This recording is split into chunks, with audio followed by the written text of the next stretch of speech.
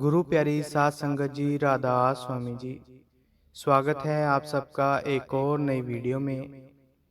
संगत जी, आज की जो साखी है उसमें हम सुनेंगे कि अगर हम मालिक से जुड़े हुए सत्संगी को, यानी मालिक के ध्यान में बैठे हुए सत्संगी को अगर हम गलती से भी उठा देते हैं या उनके भजन बंदगी में हम कोई रुकावट खड़ी कर देते हैं, तो उसका हमें क्या नतीजा भुगतना पड़ सकता है, इसके बारे में आज की साखी में सुनेंगे।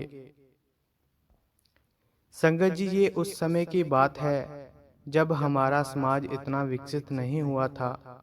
केवल चंद अभ्यासी हुआ करते थे जो मालिक की याद में बैठते थे, उनकी भजन बंदगी करते थे। वे समय ऐसा था जब जिन्हें नाम मिला और वे ध्यान में बैठते, मालिक की भजन बंदगी में बैठते थे, तो उनका ध्यान भी जल्दी लग जाया करता था, क्योंकि उस समय के लोग बहुत ही सीधे साधे हुआ करते थे।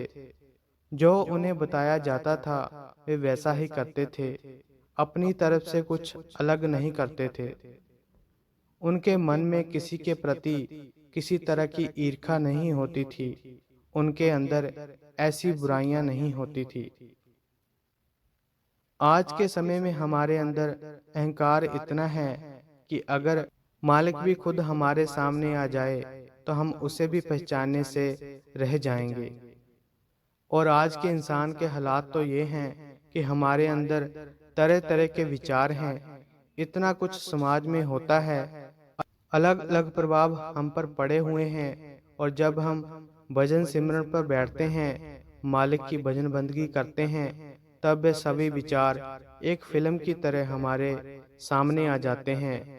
और जब ऐसा होता है तो हम परेशान हो जाते हैं।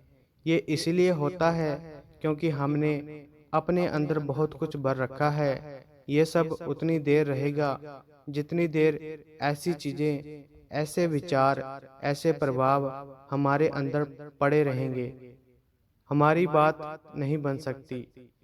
ये सभी चीजें हमारे मार्ग में रुकावटें बनती हैं। इसीलिए तो बोला जाता है कि भाई भजन सिमरन करो। भजन सिमरन करके अपने अंदर जो भी पड़ा हुआ है इसको खाली कर दो और उस मालिक के लिए उस जगह को सजाओ जहाँ पर वे आकर उस कुल मालिक ने बैठना है। क्योंकि हमारे अंदर इतना सब भरा पड़ा है कि मालिक के लिए जगह है ही नहीं।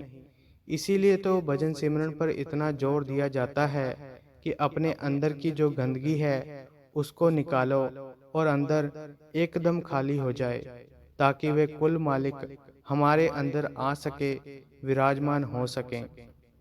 तो संगत जी, ऐसे ही एक सज्जन व्यासी गुरु घर में मालिक के ध्यान में बैठा हुआ था और सेवा चल रही थी। और जैसे कि आप जानते हैं कि सेवा के समय कुछ समय दिया जाता है कि सेवादार आराम कर सकें, अपनी थकावट उतार सकें। तो उस समय कुछ अभ्यासी ऐसे होते हैं जिन्हें आराम करना अच्छा नहीं लगता। वे उस समय भी मालिक की भजन बंदगी में बैठ जाते हैं। ऐसे ऐसे सत्संगी हैं जो कि एक पल का भी समय खराब नहीं करना चाहते। उन्हें जब भी समय मिलता है वे नाम की कमाई करने लग जाते हैं, भजन बंदगी करने लग जाते हैं। वे दिन भर सेवा करते हैं और रात भर भजन बंदगी करते हैं, पूरी पूरी रात भजन बंदगी करते हैं। ऐसे ही गुरु घर में सेवा चल रही थी तो एक सत्संगी अभ्यासी जब आराम के लिए समय दिया जाता है तब वे मालिक के याद में बैठा हुआ था, मालिक की भजन बंदगी में लीन था। और संगत जी, अक्सर देखा गया है जब भी हम ऐसी जगह पर जाकर बैठते हैं जहाँ पर उस कुल मालिक का नाम हर समय लिया जाता है, वहाँ पर हमारी बात जल्दी बन जाती है। क्योंकि वहाँ पर माहौल ही कुछ ऐसा होता है, मालिक की कृपा वहाँ पर अपार रहती है।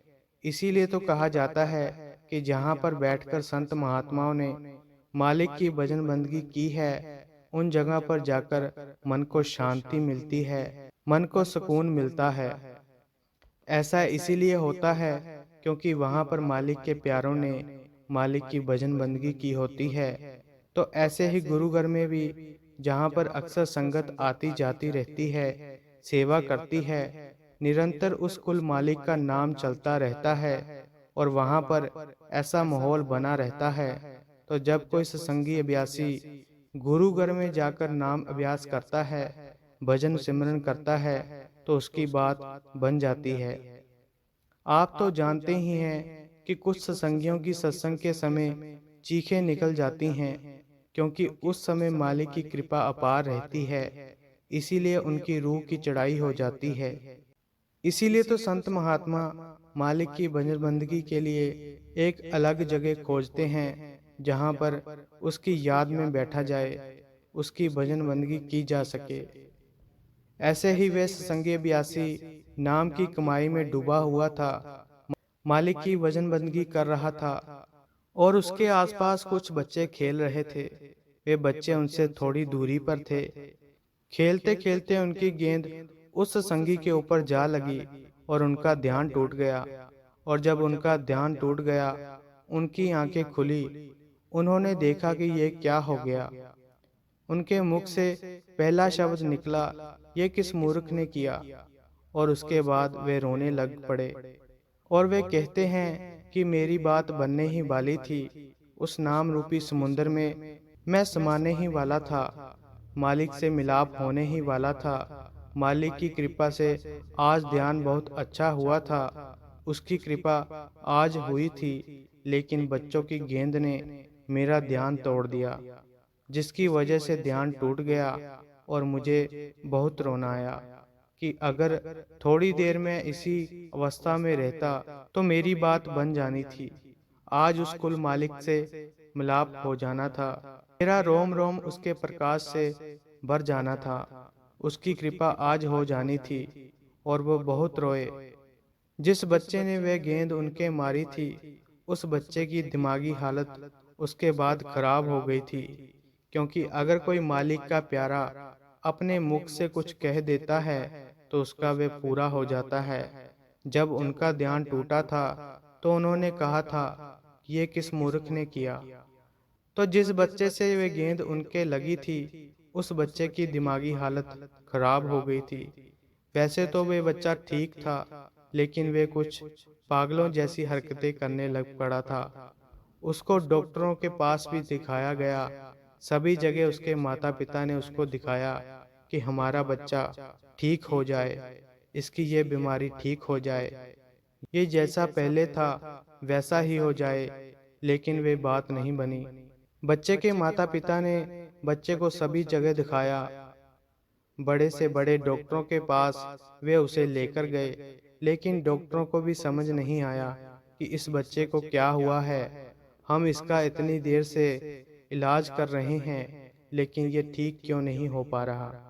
उस बच्चे के माता पिता को नहीं पता था कि इसके साथ ऐसा क्यों हुआ है, जिसकी वजह से इसकी दिमागी हालत थोड़ी सी खराब हो गई है। वे अपने बच्चे को अलग अलग स्थानों पर लेकर जाने लगे कि कहीं से इसे आराम आ जाए, लेकिन उन्होंने सब कुछ करके देख लिया, कोई बात नहीं बनी।